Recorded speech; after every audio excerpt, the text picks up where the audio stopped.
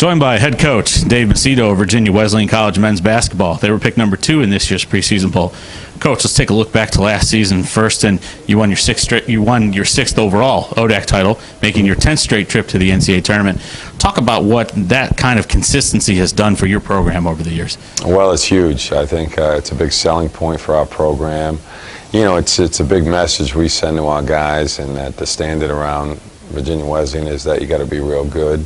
And we like that, but you know, we know a lot goes into that, but certainly to sustain excellence and commit to that, that's a big goal, you know, year in and year out, and we're proud of that. But you know, we're still very hungry to keep that going. I think you become hopefully addicted to success, and we want that kind of mindset. Stay a little bit on last year's track. You've got to replace a 2-time ODAC Player of the Year in DJ Woodmore, right. And he's done something pretty rare for the ODAC as he signed a pro contract to go play over in Germany alongside Hampton-Sydney's Kobe Williamson. Talk a little bit about his progress right now. Well, it's great for the ODAC, first of all, to have 2 players go overseas and, you know, play professional basketball. DJ is just a special young man. He from the moment he set foot on our campus, he impacted our campus community, our program. He just gets it in so many ways. We're very proud of him and what he's done. And, you know, we talk often, and I think, you know, he's finding what it's like to be a professional basketball player in a foreign country. And, you know, I'm sure he has to, you know, work his way through some things, and he's doing just that. So we're very proud of him, and, you know, what a great ambassador to our program. Over the years, you've had several talismans to your program. Some really good players have gone on to be All-Americans and earned Player of the Year awards. And people are wondering maybe if you have another one on the cusp coming up there, as you have last year's Rookie of the Year. And Corey Moore had some good moments during the season, during the ODAC tournament, then again in the NCAA tournament. Talk a little bit about what you see from him in Season 2. Well, Corey's a special young man in so many ways. He just grows on you. He really does, and he's the type of kid that, you know, if you win his loyalty, you know, there's nothing he wouldn't do for you.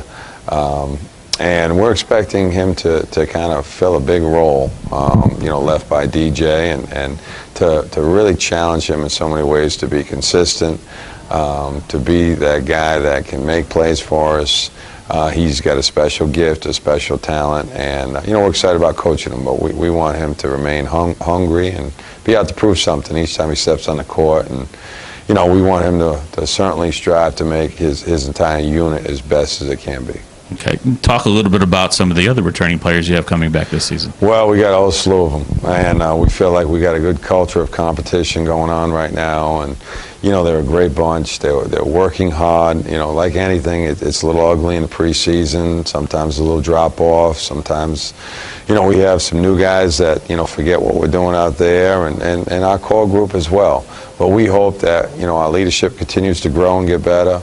That different guys emerge in bigger roles, and some new guys kind of step into the mix and play a role for us. And we think we're going to need that, and that's going to happen.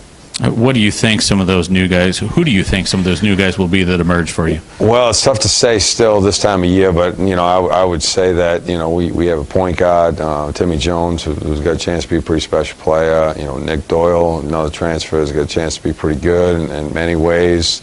We got a host of new guys with athleticism and young legs that, you know, are really pushing guys. Nick Douglas, Corey White, and among some other guys.